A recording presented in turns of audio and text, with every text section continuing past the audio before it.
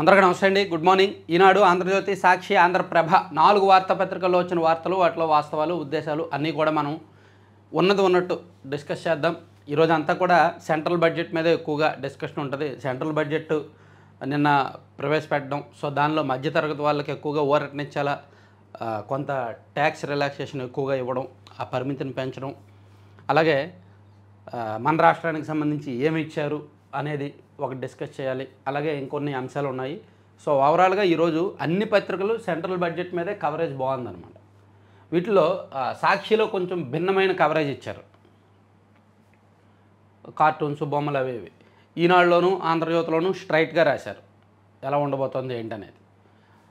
వికసిత భారత్ లక్ష్యం వృద్ధికి ఊతం, స్వల్పకాలిక దీర్ఘకాల లక్ష్యాల దిశలో కేంద్ర బడ్జెట్. తొలిసారి 50 లక్షల కోట్లు దాటిన నిర్మలమ్మ పద్దు.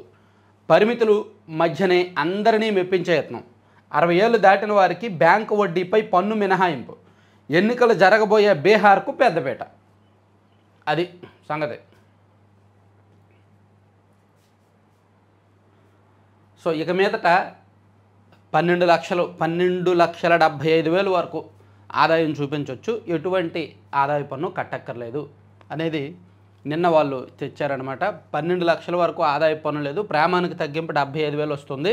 2025-26 ఆర్థిక సంవత్సరం నుంచి వర్తింపు. కొత్త పన్ను విధానంలో స్లాబుల సవరణ, మధ్యతరగతికి పెద్ద ఉపశమనం. పాత పన్ను విధానంలో మార్పు లేదు.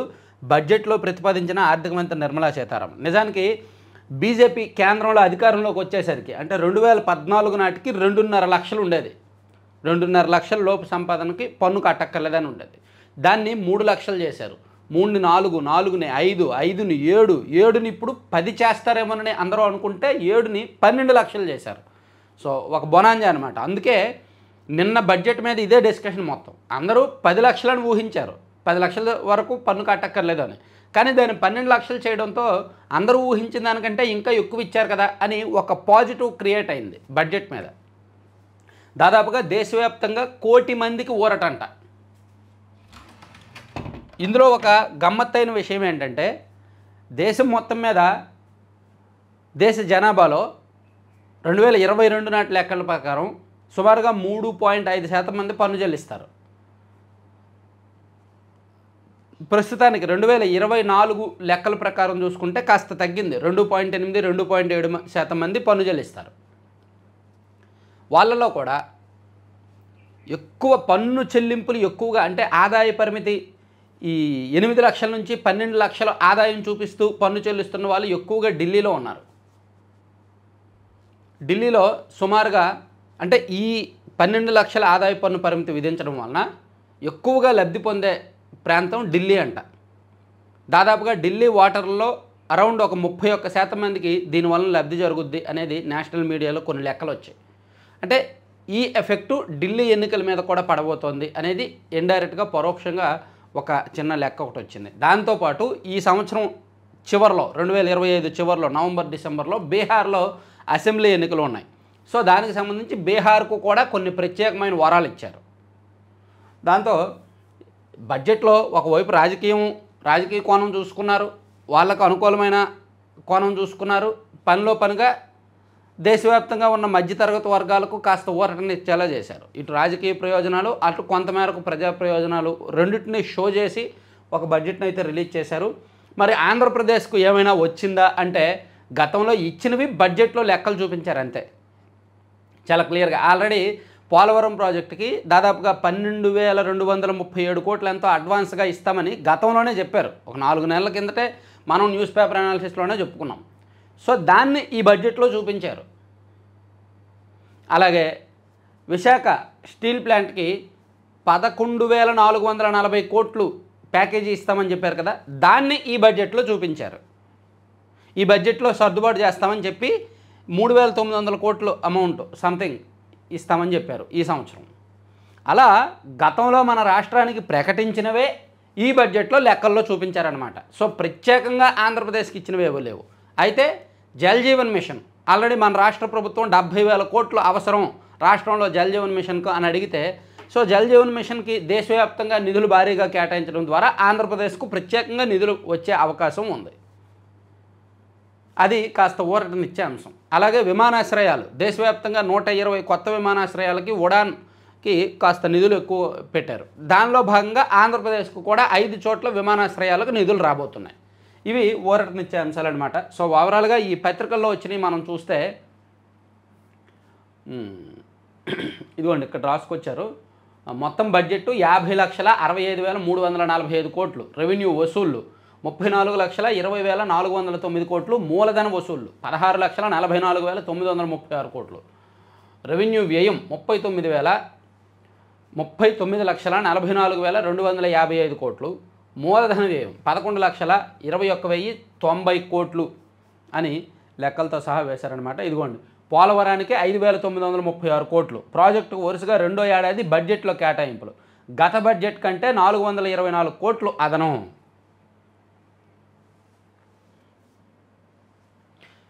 కేంద్రం తాజా డిపిఆర్ను ఆమోదించి మరో 12,157 కోట్లు ఇచ్చేందుకు అంగీకరించి అడ్వాన్స్గా నిధులు ఇవ్వడంతో పనులు ఇప్పటికే వేగంగా జరుగుతున్నాయి. గతంలో ఇచ్చినవి ఇప్పుడు బడ్జెట్లో కేటాయింపులు చేస్తున్నారు. అలాగే విశాఖ స్టీల్కి 11,917 కోట్లు, 2024-25 నుంచి 620 కోట్ల నుంచి 8,626 కోట్లకు పెంపు, 2025-26లో 3,295 కోట్లు కేటాయింపు. అమల్లోకి వచ్చిన కేంద్ర ప్యాకేజీ, కేంద్రం ప్యాకేజీ ప్రకటించింది కదా, ఆ ప్యాకేజీని 2024-25 బడ్జెట్లో కొంత, 2025-26 బడ్జెట్లో కొంత ఇస్తామని చెప్పారు. సో తద్వారా ఈ 2 ఆర్థిక సంవత్సరాల బడ్జెట్లను కలిపి విశాఖ స్టీల్ ప్లాంట్కి 11,917 కోట్లు రాబోతోందన్నమాట. అలాగే రాష్ట్రానికి జలజీవనం పథకం గడువు పెంపుతో పునర్వ్యవస్థీకరణ యత్నానికి ఊతం, 70,000 కోట్లతో పనులు ఇప్పటికే కేంద్రానికి ప్రతిపాదనలు.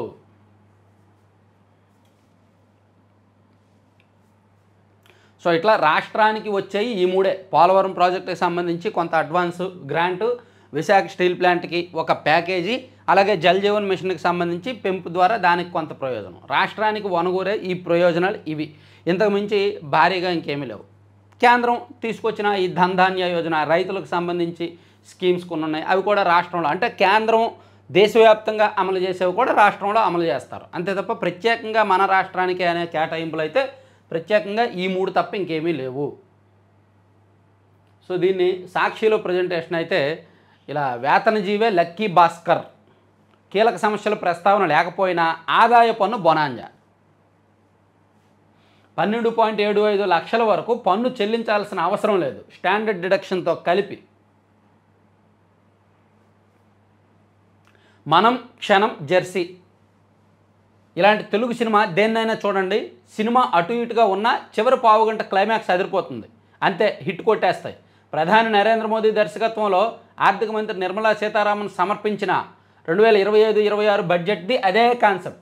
భగ్గుమంటున్న నిత్యావసరాల ధరలు, నానాటికి పతనమవుతున్న రూపాయి, అంతకంతకు తీవ్రమవుతున్న నిరుద్యోగంపై ఫోకస్ లేదు. గతంలో ఆర్భాటంగా ప్రకటించిన స్మార్ట్ సిటీలు, డిజిటల్ ఇండియా, స్టార్టప్ ఇండియా వంటి పథకాలను అదే స్థాయిలో కొనసాగించడానికి అవసరమైన కేటాయింపులు లేవు. అయితేనేం క్లైమాక్స్లో ఆదాయ పన్నును అద్భుతంగా ప్రజెంట్ చేశారు. ఆదాయ పన్ను మినహాయింపు పరిమితిని ప్రస్తుతం 7 లక్షల నుంచి 10 లక్షలకు పెంచుతారంటూ కొన్నాళ్ళుగా రకరకాల లీకులు వస్తుండగా ఈ పరిమితిని ఏకంగా 12 లక్షలకు పెంచి ఊహించిన ముగింపునిచ్చారు. ప్రభుత్వ విధానాలను విమర్శించాలన్నా ప్రశంసించాలన్నా ప్రధానంగా మధ్యతరగతే కాబట్టి మోదీ తన ఇంద్రజాలంలో గురి చూసి కొట్టారు అంతే. బడ్జెట్ ప్రసంగం ముగిసిన క్షణం నుంచి ఆదాయం లేని వారితో సహా దేశమంతా మాట్లాడుకున్నది ఆదాయ పన్ను గురించే. ఎగ్జాక్ట్లీ సాక్షిలో చాలా రోజులకి ఒక అంటే కేంద్ర బడ్జెట్ కేంద్రానికి సంబంధించిన వ్యవహారం కాబట్టి ఉన్నదన్నట్టు రాశారు, జాగ్రత్తగా రాశారు, ప్రజెంటేషన్ కూడా బాగుంది. అదే రాష్ట్రానికి సంబంధించి అయితే వేరే రాసేవాళ్ళు, వక్రీకరణలు రాసేవాళ్ళు, కేంద్రానికి సంబంధించి కాబట్టి జాగ్రత్తగానే రాశారు. బాగుంది ప్రజెంటేషన్ కానీ వాళ్ళ లెక్కలు కానీ వాళ్ళ హెడ్డింగు. సాక్షిలో ప్రజెంటేషన్ అయితే మాత్రం భిన్నంగా ఆకట్టుకునేలా ఉంది బడ్జెట్ విషయంలో. సో ధరలు ఏమేమి తగ్గుతాయి, ఏమేమి పెరుగుతాయి అనేది, విదేశాల నుంచి దిగుమతి చేసుకునే 36 రకాల ప్రాణాధార ఔషధాలు ధరలు తగ్గుతాయి, 35 లక్షలకు పైగా విలువైన విదేశీ మోటార్ సైకిల్ ధరలు తగ్గుతాయి, విదేశీ ప్రీమియం కారులు తగ్గుతాయి, ఆహారం పానీయాల పరిశ్రమలో ఉపయోగించే సింథటిక్ పరిమళ ద్రవ్యాలు తగ్గుతాయి, కొన్ని రకాల నగలు స్వర్ణకారుల ఉత్పత్తులు తగ్గుతాయి అంటాడు. ధరలు ఏమేమి పెరుగుతాయి అనేది విదేశాల నుంచి దిగుమతి చేసుకునే ఫ్లాట్ ప్యానల్ టచ్ స్క్రీన్లు, అంటే ఇటువంటి ఎల్ఈడి ఫ్లాట్ ప్యానల్స్ ధరలు బాగా పెరుగుతాయంట. కొన్ని రకాల వస్త్రాలు, ఎందుకంటే వీటి మీద సుంకం పెంచారనమాట. సో దీని మీద ఎవరేమన్నారంటే ఇది ప్రజల బడ్జెట్ అని నరేంద్ర మోదీ అంటే బుల్లెట్ గాయాలకు బ్యాండేడ్ వేసినట్టు ఉందని చెప్పి రాహుల్ గాంధీ అన్నారు. కేంద్రానికి దివాలాకోర ఆలోచనలు, సంక్షోభంలో ఉన్న దేశ ఆర్థిక రంగాన్ని గాడిలో పెట్టడానికి తగిన చర్యలేమీ లేవు. కేంద్రంలోని ఎన్డీఏ ప్రభుత్వం మరోసారి అన్ని వర్గాలను మోసం చేసింది. బుల్లెట్ గాయాలకు బ్యాండేడ్ వేసినట్టుగా ఈ బడ్జెట్ ఉంది అని రాహుల్ గాంధీ చెప్పిన అంశాన్ని కూడా ఇందులో ప్రస్తావించారన్నమాట.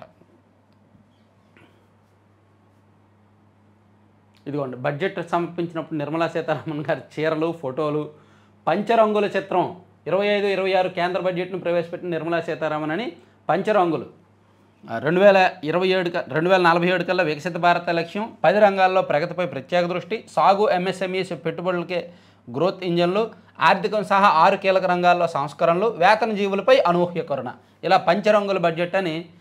ఎందుకో బడ్జెట్ ప్రజెంటేషన్ విషయంలో సాక్షి కేర్ తీసుకుంది. అలాగే రూపాయి రాక రూపాయి పోక, ₹1 రావడానికి ఏ ఏ మార్గాల్లో వస్తుంది?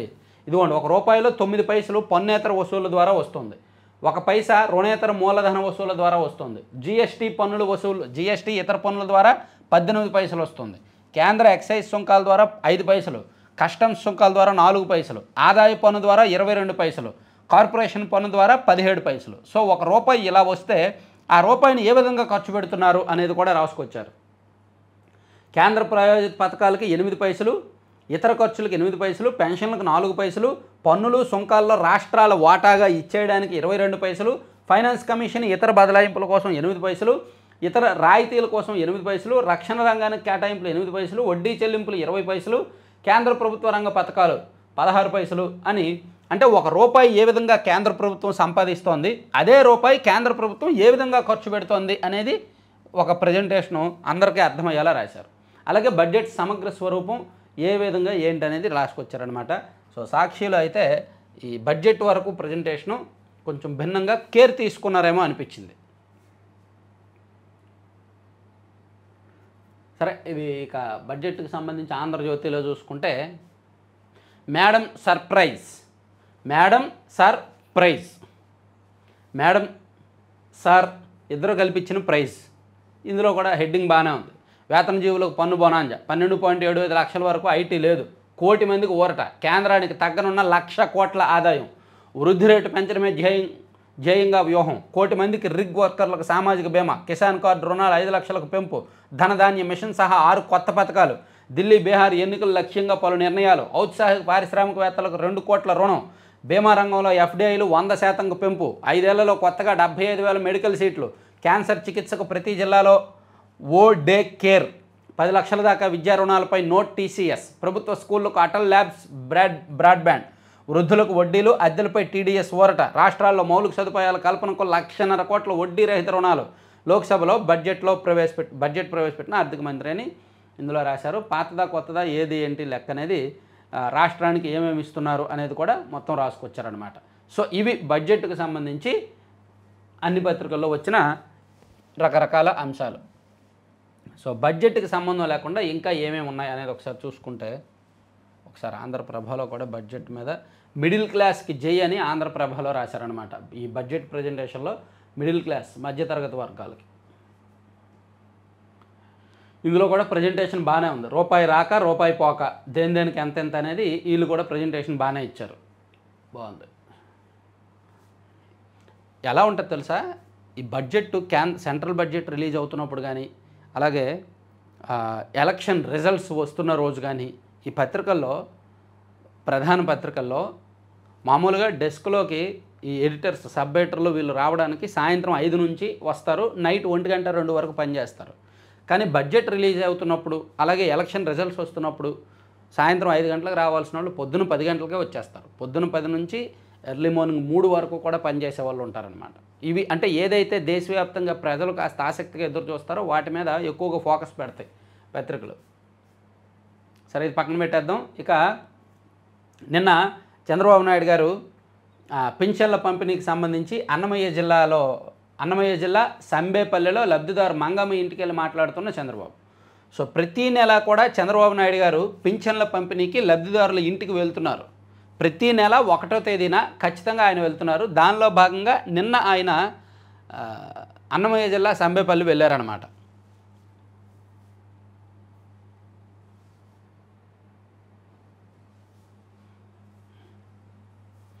అట్టహాసంగా అరకు చలి ఉత్సవాలు, ఒక్కరోజే 139 కోట్ల ఆదాయం, రికార్డు స్థాయిలో రిజిస్ట్రేషన్లు, గుంటూరు ఎన్టీఆర్ జిల్లాల్లో జోరు. రిజిస్ట్రేషన్ ఛార్జీలు పెరిగిపోతున్నాయి కదా, భూముల రిజిస్ట్రేషన్ వాల్యూస్ నిన్నటి నుంచి పెరిగాయి. సో అందుకే జనవరి 31వ తేదీనంట ఒకే రోజు భారీగా రిజిస్ట్రేషన్లు చేయించేసుకున్నారు. ఇక A++ గుర్తింపు కోసం న్యాక్ బృందానికి లంచాలు, కేఎల్ యూనివర్సిటీ యాజమాన్యంపై సిబిఐ కేసు, న్యాక్ బృందంలో సభ్యులపై కూడా 10 మంది అరెస్టు, దేశవ్యాప్తంగా 20 చోట్ల తనిఖీలు, లంచంగా ఇచ్చిన సొత్తు స్వాధీనం.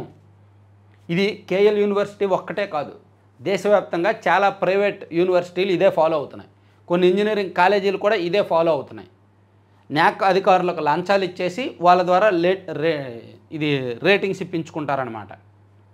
చాలా చోట్ల ఇది జరుగుతుంటుంది, ప్రైవేట్ యూనివర్సిటీలు, ప్రైవేట్ ఇంజనీరింగ్ కాలేజీలు జరిగేది అదే.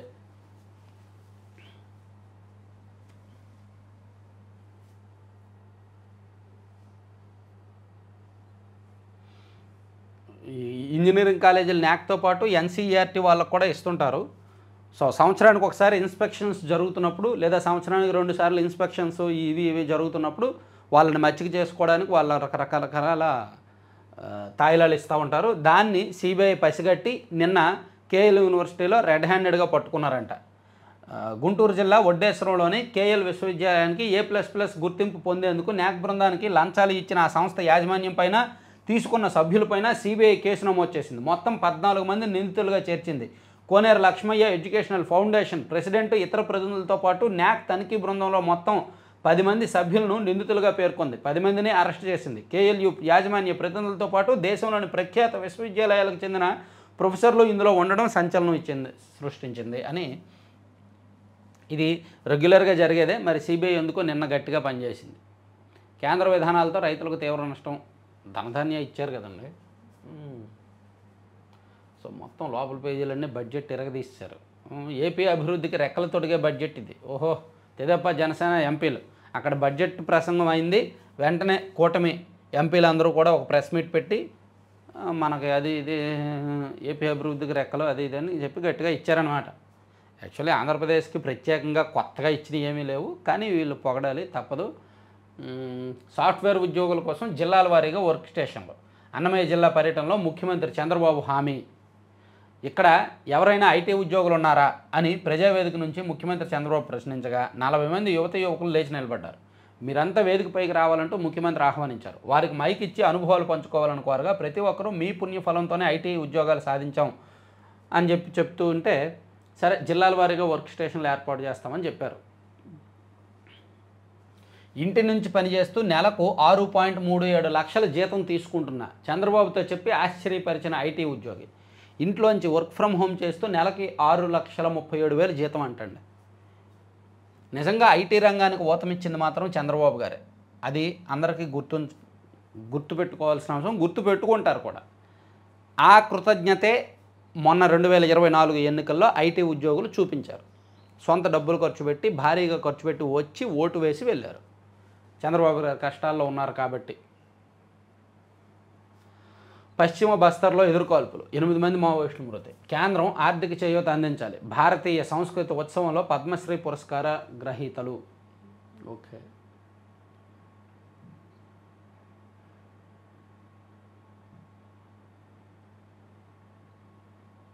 ఒక్క డీప్ సీక్ ఎన్నో సవాళ్ళు అని ఎడిటోరియల్ పేజీలో ఒకటి రాశారండి. ఇది చూద్దాం, చదువుదాం తర్వాత. ఇవన్నీ కూడా బడ్జెట్కి సంబంధించే. జై కిసాన్, రైతులకు సంబంధించి ఏమేమి ఇచ్చారు, రైతులపై వరాల జల్లు, 6 కొత్త పథకాల ప్రకటన, కిసాన్ క్రెడిట్ కార్డు రుణ పరిమితి 5 లక్షలకు పెంపు అని 8వ పద్ధతితో నిర్మల ముద్ర అని చెప్పి ఇది ఒకటి రాసుకొచ్చారు. రైతులకు సంబంధించి ఇచ్చినవి. రూపాయి రాకపోక వీళ్ళు కూడా ఇలా ప్రజెంట్ చేశారనమాట. రూపాయి ఎలా వస్తుంది, ఎలా పోతుంది అనేది. 192% పెరిగిన అప్పు, 10 ఏళ్లలో 62 లక్షల కోట్ల నుంచి 181 లక్షల కోట్లకు.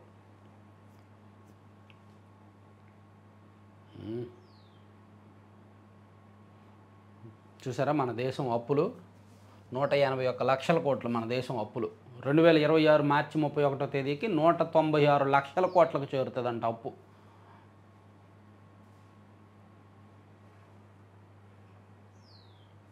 ఏం చెప్తాం, ఇవన్నీ కూడా బడ్జెట్. వైద్య రంగానికి నిధుల చికిత్స, 99,000 కిట్లు కేటాయింపు. రూ. 99,000 కిట్లు కేటాయింపు, నిరుటి కన్నా 11% ఎక్కువ, మెడికల్ సీట్లు 10,000 పెంపు, జిల్లా ఆసుపత్రుల్లో డే కేర్ క్యాన్సర్ చికిత్స కేంద్రాలు అని వైద్య రంగానికి కేటాయింపులు ఎట్లా ఉన్నాయి, యువత అన్నదాత మహిళల పురోగతి లక్ష్యము, 1 కోటి మంది ప్రజలకు తప్పిన పన్ను భారము, 6 రంగాల్లో గణనీయ సంస్కరణలు, ఆర్థిక మంత్రి నిర్మలా సీతారామన్ వ్యాఖ్యలు అని చెప్పి ఇవన్నీ రాసుకొచ్చారు. ప్రైవేట్తో అనుబంధం, సంస్థలను ఆహ్వానించేందుకు సంస్కరణలు, చట్ట సవరణలు, 2047 నాటికి 100 గిగావాట్ల విద్యుత్ ఉత్పత్తులు. ఇక్కడ మీరు అబ్జర్వ్ చేశారా, కేంద్రం కానీ రాష్ట్రం కానీ ఇద్దరు కూడా 2047 లక్ష్యంగానే వెళ్తున్నారనమాట. సో మన రాష్ట్ర బడ్జెట్లో కూడా 2047కి సంబంధించి ఫోకస్ చేయబోయే అంశాలను ఎక్కువగా హైలైట్ చేస్తారు. పట్టు పెడితే గట్టి మేలు, రాష్ట్రానికి నిధులు తెచ్చుకునేందుకు కేంద్ర బడ్జెట్లో పుష్కల అవకాశాలు, మెట్రో రైలు, పోర్టులు, ఎయిర్పోర్టులకు మంచి రోజులు, వ్యవసాయం, విద్యాభివృద్ధికి ఆస్కారం, వ్యూహాత్మకంగా ప్రణాళికాబద్ధంగా ముందుకెళ్లడమే కీలకం. సో రాష్ట్రానికి ప్రత్యేకంగా కేటాయింపులు లేకపోయినప్పటికీ కేంద్ర బడ్జెట్లో రకరకాల వర్గాలకు రకరకాల రంగాలకు కేటాయించిన నిధుల ద్వారా రాష్ట్రానికి ఎక్కువగా తెచ్చుకోవచ్చు అని ఉన్న అవకాశాలను రాశారు. ఎయిర్పోర్ట్లు, పోర్టులు దానికి సంబంధించి ఇది ఏపీకి ప్రత్యేక ఆర్థిక సాయం, రాష్ట్రానికి జలజీవనం, కిసాన్ క్రెడిట్ కార్డులపై 4% వడ్డీకి 5 లక్షల వరకు రుణం, విశాఖ స్టీల్కు ఇచ్చింది ఇది. సో ఇవన్నీ రాసుకొచ్చారు. ఇవి పక్కన పెట్టేస్తే బడ్జెట్ అంశాలు పక్కన పెడితే అమెరికా జనాభాతో సమానంగా యాత్రికులు, యూపీ సీఎం యోగిపై ధన్కడ్ ప్రశంసలు, త్రివేణి సంగమంలో ఉపరాష్ట్రపతి పుణ్యస్నానం. ఉపరాష్ట్రపతి జగదీప్ ధన్కడ్ శనివారం త్రివేణి సంగమంలో పుణ్యస్నానం చేశారు. కుంభమేళా ఏర్పాట్లు అద్భుతంగా ఉన్నాయని ఉత్తరప్రదేశ్ ముఖ్యమంత్రి యోగి ఆదిత్యనాథ్ను అభినందించారు. అవును, ఎంతమంది చనిపోయారో ఇప్పటికే అఫీషియల్గా లెక్కలేదు. 3 రోజుల కిందట అక్కడ తొక్కిసలాట జరిగింది మౌని అమావాస్య రోజు. ఎంతమంది మరణించారనేది అఫీషియల్గా ఇప్పటి వరకు చెప్పాల. ఆ రోజు చెప్పారు అంతే, ఆ తర్వాత మళ్ళీ బయటకు రాలేదు లెక్క. ఒక్క అవకాశం ఇవ్వండి, ఢిల్లీని అత్యుత్తమ రాజధానిగా మారుస్తాం అమిత్ షా.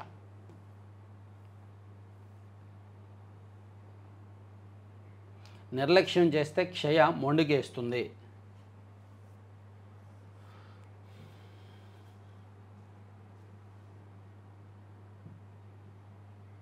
సరే, ఇవన్నీ ఈనాడు అంశాలు. సాక్షిలో బడ్జెట్ కాకుండా వేరే అంశాలు ఏమి ఇచ్చారో చూద్దాం. సాక్షిలో ఉన్నాయి కింద. గురజాడ నామస్మరణ, ఏపీ విస్మరణ, ఈసారి బడ్జెట్ కేటాయింపుల్లోనూ ఏపీకి అన్యాయం, నెగ్గిన నితీష్ మాట, బీహార్కు భారీగా కేటాయింపులు. బీహార్లో ఈ సంవత్సరం చివరిలో ఎన్నికలు ఉన్నాయి కాబట్టి వాళ్ళకు కొంత కేటాయింపులు పెరిగాయి, ఆంధ్రప్రదేశ్కు పెద్దగా ఒరిగిందేమీ లేదని ఉంది. తర్వాత ఈ నెల తగ్గిపోయిన పింఛన్లు జనవరితో పోలిస్తే దాదాపుగా ఈ 18,036 పింఛన్లు తగ్గుదల. గత 8 నెలల్లో ఏకంగా 1.9 లక్షల పింఛన్లు తగ్గింపు, అంటే 190,000 పింఛన్లు తగ్గించారు ఈ కూటమి ప్రభుత్వం వచ్చిన తర్వాత. చంద్రబాబు ప్రభుత్వం కొత్తగా ఇచ్చినవి ఒక్కటే లేవు అని రాశారు. కొత్త పింఛన్లు ఇవ్వడానికి దరఖాస్తులు తీసుకుంటున్నారు, మేబీ మార్చిలోనో ఏప్రిల్లోనో ఇస్తారని చెప్తున్నారు. తర్వాత సంపాదించే మార్గం ఉంటే చెవిలో చెప్పండి, డబ్బులు వస్తేనే చెప్పినవి చేస్తాం. అన్నమయ్య జిల్లా సంబేపల్లిలో సీఎం చంద్రబాబు. సో ఆయన రాసినవి వక్రీకరిస్తూ వీళ్ళు కొన్ని అంశాలు చేర్చి రాశారు. సరే, ఇది పక్కన పెట్టేద్దాం. ఆంధ్రజ్యోతిలో చూసుకుంటే ఈ బడ్జెట్ అంశాలను పక్కన పెట్టేసి షర్మిలతో సాయిరెడ్డి భేటీ, హైదరాబాద్లో 3 గంటల పాటు సమావేశం. ఇది నిన్న సాయంత్రం బాగా వైరల్ అయిన అంశం.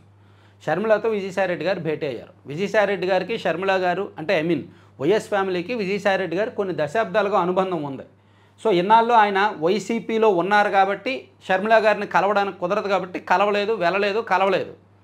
సో ఇప్పుడు ఆయన ఏ రాజకీయ పార్టీకి సంబంధం లేకుండా ఉన్నారు. వైసీపీ నుంచి బయటకు వచ్చేసారు, రాజ్యసభ సభ్యత్వానికి రాజీనామా చేశారు. కాబట్టి ఆయన ఫ్రీ బర్డ్, ఎవరైనా కలవచ్చు.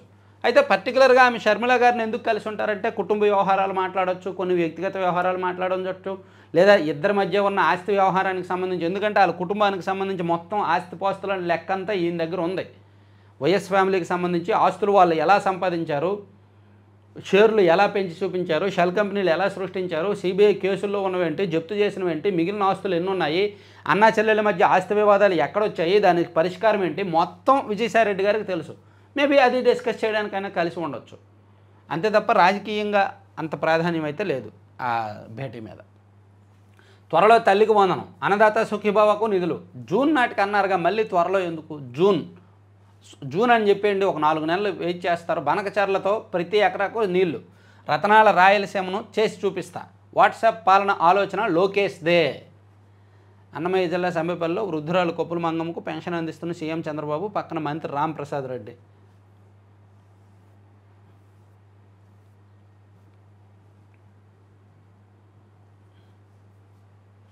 ముంబైలోనూ మురిపించాలని ఇంగ్లాండ్తో ఈరోజు 5వ టీ20 ఉందన్నమాట. Already series గెలిచేశారు. 5 టీ20ల సిరీస్లో 3 ఇండియా గెలిచింది, 1 ఇంగ్లాండ్ గెలిచింది కదా. ఈరోజు ఫైనల్ టీ20 ఉంది, అది ఒకటి రాశారు. తర్వాత అత్యంత కీలకమైనది మనం చెప్పుకోవాల్సింది ఈరోజు under-19 women world cup, under-19 2020 women world cup final ఈరోజు జరగబోతుందండి. సౌత్ ఆఫ్రికాతో ఫైనల్ ఉంది. సో యువ భారత్ను ఆప్తర్మా దక్షిణాఫ్రికాతో ఫైనల్ నేడు. అసలు వాటమి లేకుండా ఫైనల్కు దూసుకెళ్లారు. ఈ పోరు గెలిస్తే రెండోసారి విశ్వవిజేతగా నిలిచే అవకాశం. ఇది అండర్-19 మహిళల టీ20 ప్రపంచ కప్లో డిఫెండింగ్ ఛాంపియన్ భారత్ ఆటతీరు. లాస్ట్ టైం కప్పు కొట్టారు, ఇప్పుడు కూడా నాన్ స్టాప్గా ఒక్క వాటమి కూడా లేకుండా ఫైనల్కి వెళ్ళారనమాట. ద్వారపూడిలో ఆదియోగి 60 అడుగుల ఎత్తు శివరాత్రికి ప్రారంభం. A++ రేటింగ్ కోసం న్యాయ బృందానికి లంచాలు. ఆడబిడ్డలపై అభాండాలు వేస్తే జైలుకే. సోషల్ మీడియాలో తప్పుడు ప్రచారం చేస్తే కఠిన చర్యలు. శ్రీకాకుళం జిల్లాలో ఒక బాలిక మీద జరగకుండానే జరిగింది అని చెప్పి వైసీపీ వాళ్ళు ప్రచారం చేశారు. సో దాని మీద నిన్న గట్టిగా అనిత గారు సీరియస్ అయ్యారనమాట. సో ఆంధ్రప్రభ బడ్జెట్ ప్రజెంటేషన్స్ ఇవి. ఊహించిన దానికంటే ఎక్కువే ఇస్తా, చెప్పింది ఇవ్వండి చాలు, ఊహించిన దానికంటే ఎక్కువేమొద్దు, ఏం చెప్పారో అవి ఇవ్వండి చాలు. రిటైర్డ్ ఐపీఎస్ ఏబీవీ కీలక పదవి, పోలీస్ హౌసింగ్ కార్పొరేషన్ చైర్మన్గా నియామకం, 2 ఏళ్ల పాటు పదవిలో. అలాగే ఆర్పీ ఠాకూర్ గారికి, రిటైర్డ్ ఐపీఎస్ ఆర్పీ ఠాకూర్ గారికి కూడా ఏపీ ప్రభుత్వ సలహాదారుగా ఇచ్చారు. Jal Jeevan mission, urban challenge fund, ఆంధ్రాకు అదనపు లాభాలు. సో ఇవ్వండి మొత్తం మీద 4 పత్రికల్లో వచ్చిన వార్తాంశాలు అనమాట. సో ఎక్కువగా మనం 70% టైం అంతా బడ్జెట్ గురించే కేటాయించాం. సో ఇతర అంశాలన్నీ కూడా మనం నెక్స్ట్ వీడియోస్లో అనలైజ్ చేసుకుందాం. Thank you.